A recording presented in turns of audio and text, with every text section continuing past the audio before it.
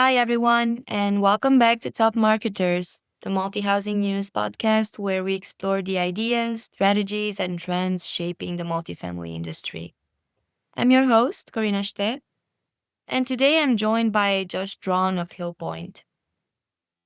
Josh recently joined Hillpointe as Senior Vice President of Marketing and Centralized Operations, bringing nearly 2 decades of multifamily experience spanning marketing, technology, customer experience, and operational strategy.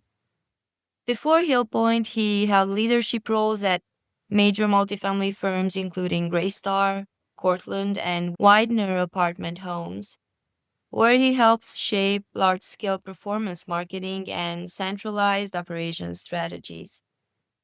In today's conversation, we'll talk about evolving renter expectations, the growing role of AI and automation in multifamily, why authenticity matters more than polished marketing, and how operators can use data to create stronger resident experiences at scale. Josh, welcome. It's great to have you here. And congratulations on your new role at Hillpoint. To kick things off, let's start talking about yourself a bit. Can you walk us through your role as Senior Vice President of Marketing and Centralized Operations at Hillpoint? And can you tell me a bit about how those two worlds come together in your day to day? Yeah, it's a funny story. I think that talking about how I got here briefly is important too. Widener Apartment Homes, 70,000 units before Hillpoint. Cortland Partners, 75,000 units before I was able to make the jump to Widener. It's been 18 years in multifamily of just basically having a blast and learning something new every day. Today, I sit in this connection point between demand generation and demand capture, and it's marketing centralized operations at Hillpointe, as well as our software systems team. We also have teams like customer service, resident events, customer experience, everything to do with the touch point and the journey. And what I love is we ensure that every inquiry gets high quality responses and that we convert interest into tours, applications, and ultimately residents. And that's something a lot of teams don't do nowadays. And day to day, these worlds come together through shared KPIs, shared renter journey, the ad, the listing, the website, the phone call, the tour, all of the follow up, all at scale. And I think that's the big difference. If those aren't integrated in the future, we don't just lose our leads, we lose trust. And the future operational efficiencies is something that most companies will really like and find a benefit from. So all the skill sets I've learned at Widener and Cortland has uniquely positioned me in this SVP role to help bring them to the next generation of multifamily marketing. Nearly 2 decades. That's a lot. Yes, almost 18 years going on 19, and we all find a way to get in this industry accidentally. And I'm sure we'll talk more about the origin story, but it's been a fun one. I would not have changed this for the world. You mentioned your experience and your time at Cortland and Greystar. I'm actually curious what originally drew you to the marketing space and what kept you energized and evolving with it. As I already mentioned, your LinkedIn is impressive and your knowledge is equally impressive. So I'm curious about this. Sure. Yeah, I think that having great partners and people and associates and leaders to learn from is ultimately why I found myself where I am. And it's always been partnership and collaboration. And it's a fun story. I've not talked to anyone in multifamily that doesn't have a great story about how they got into it. And 90% of the time, it's by accident. And mine, it has a very similar origin story. 2008, I was getting out of college. We all thought that we'd go get a college degree, make 100 grand, and drive a Ferrari. And it was 2008. The economy had fallen out. It was extremely hard to find opportunity. And I found myself as a leasing consultant for Riverstone Residential, now Greystar, at a small property lease up in Charlotte, North Carolina. And 18 years later, running, high performing marketing teams. I originally went to college at Winthrop University to be a historian, to do archaeological digs. And I really wanted to be Indiana Jones. I mean, how many people have watched that show and movie and said, that's who I want to grow up to be? And it took one adventure in South America, digging up pyramids and temples to go, yeah, okay, this is probably not for me. So I found a very interesting quirk that I had. And that quirk was I can find patterns very easily. So I changed my degree to more marketing related and analytical marketing, came out of the industry, and no one knew what SEO was. No one knew what PPC was. We were still doing magazine based at the grocery stores. So when I came in and I was like, hey, I actually know how to do some of this stuff, it was 6 months on site with Riverstone Residential and then moved over to their performance marketing team and really created SEO and PPC and the foundational pieces for what Greystar is now today. So you could say you were the right person at the right time. 100%. Extremely lucky, right time, right place. I would love to say it was my skill set, but it was just the good timing and luck. That counts a lot. And It still, does. you still chose an adventure, the big adventure of multifamily marketing. So, 100. What I of love about it course. is like every day is different and we never get bored in this industry. It just, you're not doing monotonous over, same black and white over copy paste. Every day's an adventure. So maybe I'm not digging up historic precious items, but we're definitely setting a precedence in multifamily to do something that no one's ever done before. And you've been in the marketing field for nearly 2 decades. How has your overall philosophy around marketing changed in these years?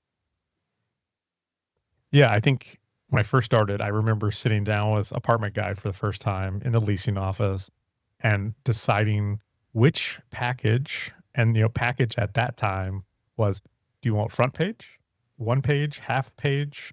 Do you want to be on the fifth page? Do you want to be on the back page? That was advertising. And it shifted so far from advertising almost 20 years ago to today, which is it's more about the customers don't want to be sold.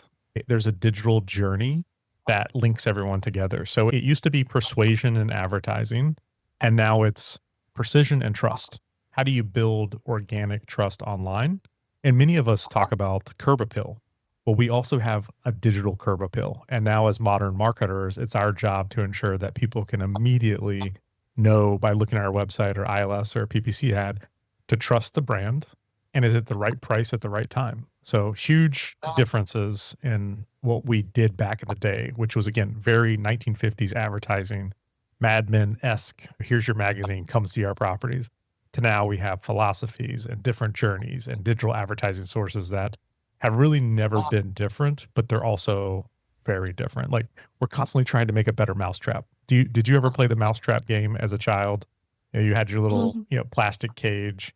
You definitely need to check it out. I think you would enjoy it. But we're constantly marketing, making a better mousetrap, and it's about marketing's job to remove friction, build confidence, build the trust, essentially around every single step. And it's speed to lease, where used to be we had no clue how long it would take someone to move in. And I don't know if you have seen paper guest cards.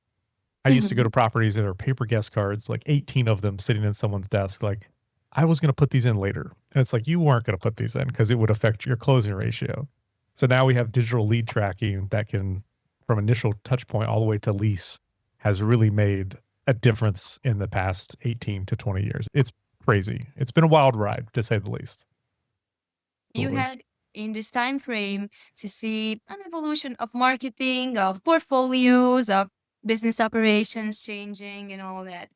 And when you're operating at scale where you are right now, what do you start to notice about renter behavior that smaller operators might not see yet? Yeah, I think the biggest shift is realizing renters are more skeptical than most operators think. And across our focus groups, trust was a dominant theme. People are guarded because they've been burned, they've done bait and switch practices, fake listings. I mean, how many times has fake marketplace ads popped up of your properties or a competitor's properties? And they're like, yeah, just send us $1,000. You can move in tomorrow. Their moving truck shows up. And it's like, you were actually talking to somebody overseas. And I'm sorry, that wasn't our company. So that fake listing, overly polished marketing trends, it just feels too perfect. And I think at a small scale, you don't see that as much as you do at 70 or 100,000 units. That's a big one. And we're constantly being compared to Amazon, Apple, Uber, and more, where we have to catch up as an industry and we have to keep up because everyone wants something tomorrow. So we win by being the most transparent, the most responsive, and the most consistent operator in the market, not necessarily the loudest, and giving people a reason to shop confidently with trust. And at that level, do renter behaviors become more predictable, or do you actually start noticing more complexity? I'm going to say both. So I'll give you a stat here with the more complex. We analyzed 1.6 million customer calls over 1 year. And we found a very interesting anomaly that I think a small scale operator would never see. You are 48% more likely to lease an apartment if you or the customer laughs during your tour. It absolutely blew my mind. Now, obviously, not everyone laughs during a tour, but is there a way to inject laughter, jokes? And what the data showed us was people that could get a prospect or a resident or a customer to laugh, it was rapport building. It said, I'm comfortable. I'm safe. I like you as a person.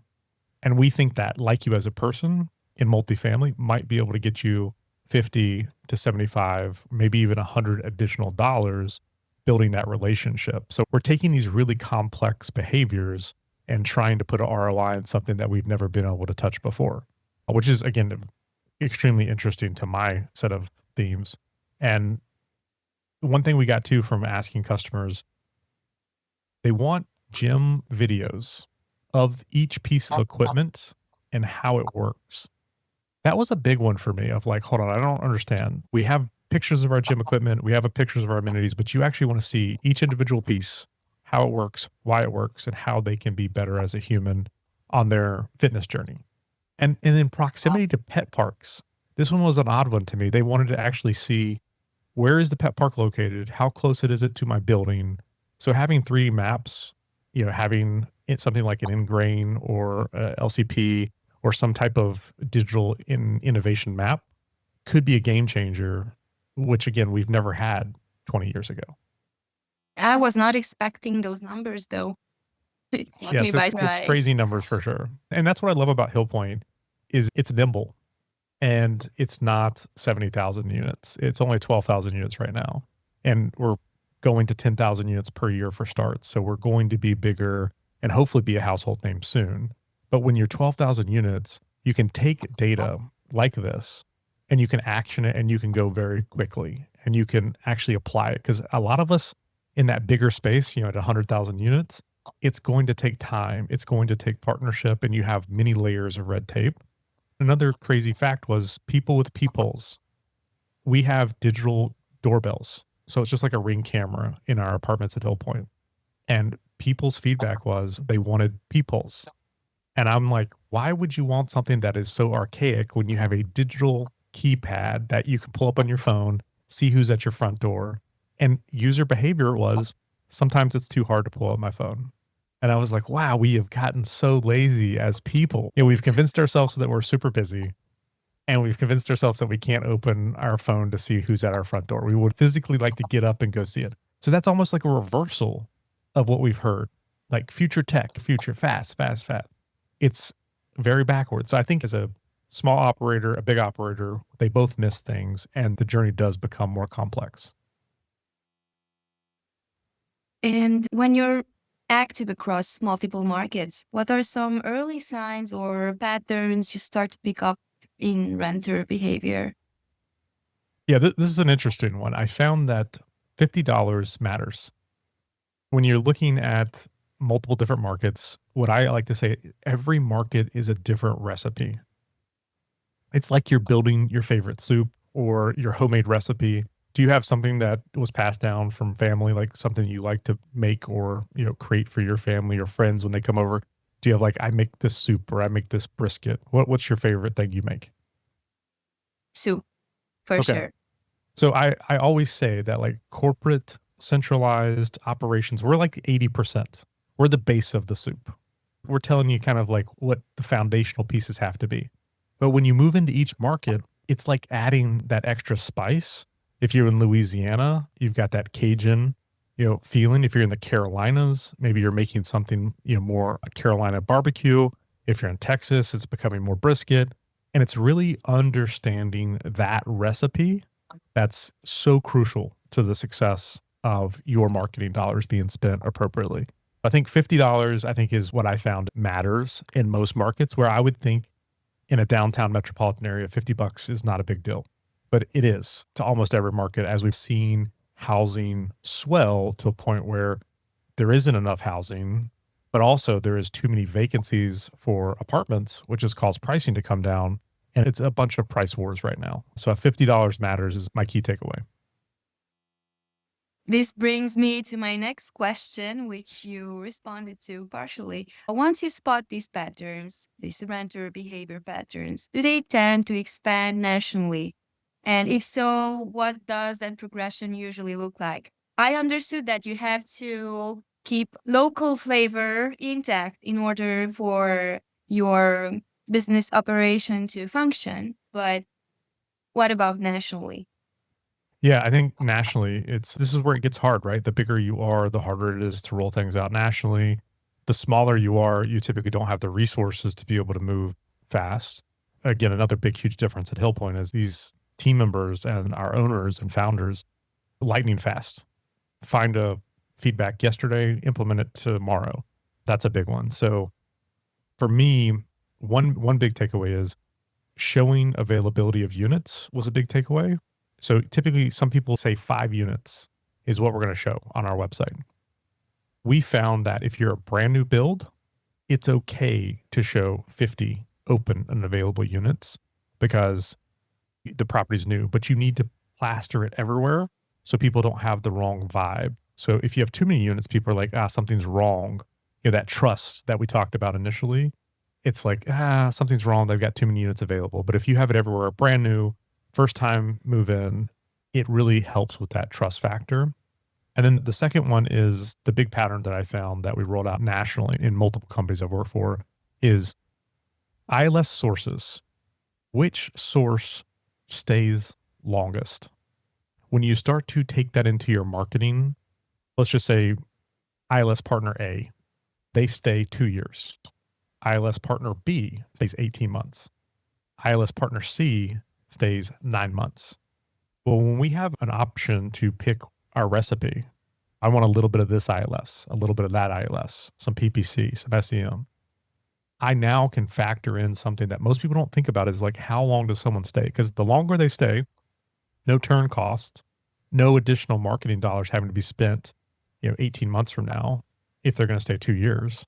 And now that cost per lease has nearly cut in half, as well as some of our operational costs. So I think that when you find yourself in a place of marketing and centralized operations, you really start to marry the two and connect the dots where others maybe don't understand how this ecosystem works and how it is if you do one thing, it affects 3 other things. Looking specifically at the past few years, I'd say since COVID started, what small but meaningful shifts have you seen in renter expectations that don't always show up in traditional marketing playbooks? Yeah, one big takeaway was Reddit. The amount of people that go to Reddit first to understand neighborhoods. You're a renter moving from Idaho and you're moving to Florida before you ever do searches on ILSs. And the way we know this is in many companies I've worked for, we do focus groups. We record and watch people operate a computer and we tell them to search and we give them a couple of parameters. And the Zers are the biggest group that search by neighborhood first. Where's safe? Where's going to give them the best value? Walking trails, biking trails, outdoor activities. So they search there first. Then they start the ILS journey, as well as a combination of some PPC ads. But it's usually apartments near me after Reddit. And that's been a big takeaway that has really changed the way traditional playbooks show up. Now, I will say this, the amenity marketing It's about us removing friction, and it's about our data showing amenities, but they're rarely the primary triggers for starting a search. Price, fees are often the reason people drop out of the search. And it's really up to us as marketers to do that speed and become a brand attribution to make sure that if we had any choice, we would always pick speed first. Because what we found, speed to lead right now, we're losing customers because they're used to that Uber that I mentioned, Amazon, same day delivery, 2 hour windows. It's nuts. Value today is less about nice to haves and more about confidence. It's really about authenticity. And I think this is where Reddit comes in. Reddit was taking all kinds of first choices on ChatGPT, Bard, Claude. It's no longer counted and weighed as much as it was back in September.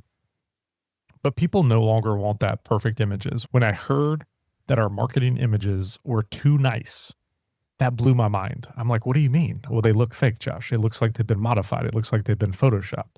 And in my mind, that shouldn't matter. It should be about the perception that it's an amazing place to live.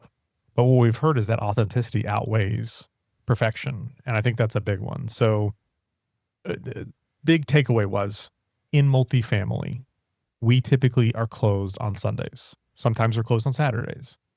People are wanting to interact with us on Sunday mornings between 8 and 3 p.m. And as an industry, we typically are closed. We open at 1 o'clock in the afternoon till maybe 5. And, all the research, looking at that 1.6 million calls, people want to be able to grab their coffee Sunday morning, walk down to the leasing office, have a conversation, ask questions, and potentially rent apartments. And that's why I think some future tech is going to change the way we do business. But we'll see. We'll see how that works out.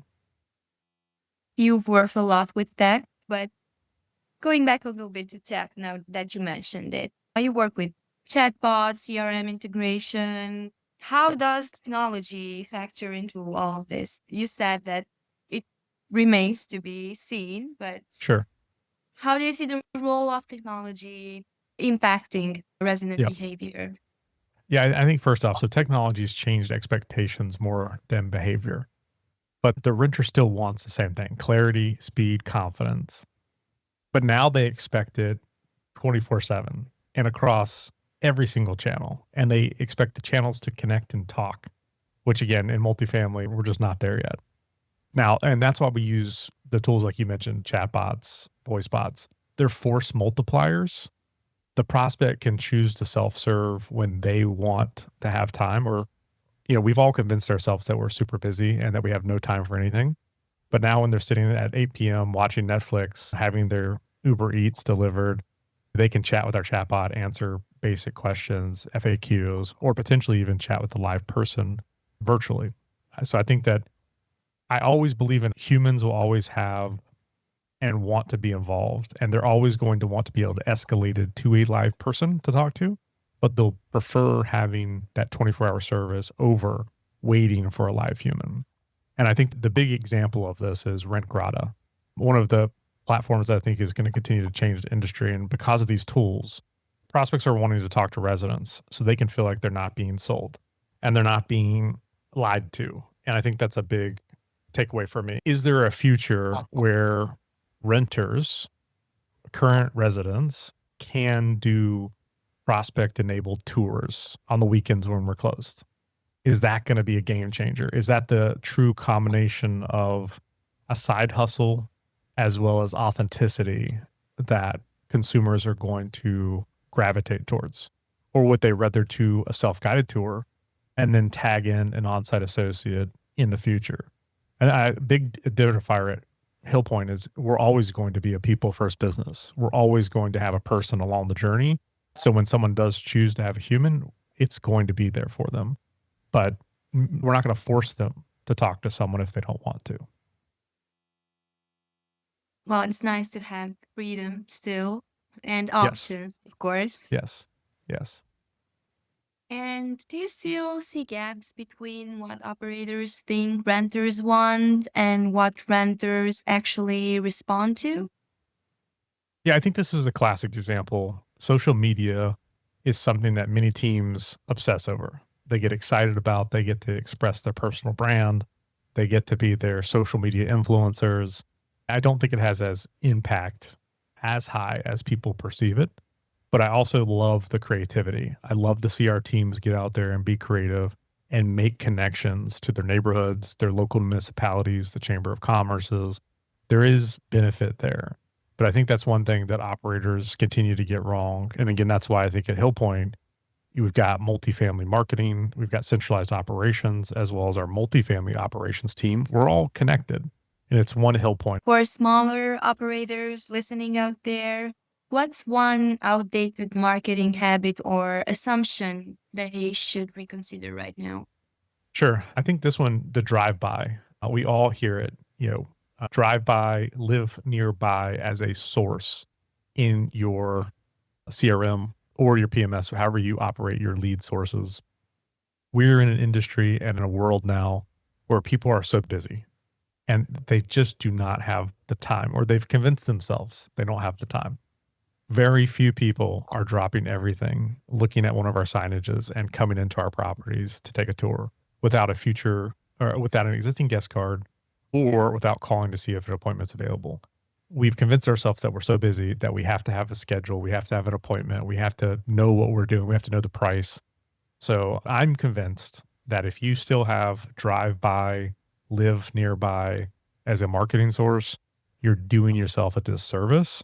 And many times, a lot of training teams, learning development teams, we ask when someone sits down at that desk, well, how did you hear about us? We've got to stop asking that question, especially in the initial conversation. Because I remember almost 20 years ago, you sit down at that desk and you ask them that question, and they're like, oh, my friend told me I live nearby. I was just driving by. What I found is the game changer. When you're after the model, after you've shown the amenities, after you've said the price, because that's ultimately what they want to know is they give me the price, show me the unit. That's when you go, hey, which source did you like the most when you were searching for an apartment? And all of a sudden they go, oh, I liked blank source. I like this ILS. I searched through Reddit. I did whatever. Their guard is down. Initially, they're like, just leave me alone. Don't take my information. Just show me the apartment. Give me the price. But if you can tell them which source did you like searching the most, all of a sudden, you get a much more authentic answer. What's one simple thing they can start doing today that would make a real difference? Yeah. So for me, when we took the 1.6 million calls to analyze them and getting that laughter stat, that was a game changer to our industry. And again, something I think that will come out throughout 2026 and mostly into 2027 when people will start understanding the benefits. But you could take all of your phones right now, download them as a CSV file or a WAV file, and you could upload them into your company's approved AI platform, and you could ask them to look for a summary. What are you getting data points for that are we're losing traffic or we're not converting or we're not scheduling an appointment? What are those reasons? Is it when we say price? Is it when we say the application fee? Is it when we say the location of our property? Is it some other variation that you might not know about? And we, as an industry, have been doing great with sentiment analysis through reputation reviews, watching people chat through chatbots and voice bots. But what about the live calls? That would be the most impactful thing that you could do for your business right now is understand where you're leaving money on the table. What should marketers be paying attention to now if they want to stay ahead of the next big shift in renter behavior? Yeah, I won't tell you all my secrets, but I will say what I see coming and how I see it. Treating tours and conversation as data points, not just sales moments. So the tour is one of the richest lead capture sources of renter preferences I've ever seen. Now, how many times have I'm in training, I'm going to follow you today, and you might be someone from corporate or you might be actually a trainer following a new trainee, but many times I will tag along on a tour and just listen to what's happening. And I will say there are inventive ways to capture data and make it reasonable for you to pull analytics from. And I think, again, I'm being very super secretive right now, but there are things coming that will allow us to capture that information and really change the game. And when I say that is the next shift is operators that can systematically learn what the renters are asking for, what they trade off, and what makes them hesitate and what makes them apply. And then feed it back into pricing, product, messaging, and even development decisions. That's the companies that will win when they operate more like platforms, continuously learning and continuously improving the renter experiences will be a game changer as we move from 2026 to 2027. Josh, before we wrap up, do you have anything else you would like to add? Yeah, I think that the big takeaway for this year is renters don't want to be sold. They want to be sure. And they're looking for reasons with our digital curb appeal to say no. So as marketers, big or small, ensure that your digital curb appeal looks great. It feels right, that it's transparent and it's not too polished is what we've learned in this industry. There's too much bait and switch out there. If you can do transparent pricing, I would definitely recommend it. And shop your competitors just like you're a customer. Don't be waiting for someone else to do it. As a marketer, and this unique place I find myself in of operations, centralized, and marketing experience, be okay to fail forward. Be okay to test. Be okay to push the limits. We're in my most excited time in multifamily where we just don't know what the future holds. And it's going to be the people that continue to push and to ask great questions that is going to change this industry for the better. Thank you, Josh. And to our listeners, thank you for tuning in. If you enjoyed this conversation, be sure to subscribe to our channels and check out more episodes where we explore the world of multifamily marketing today.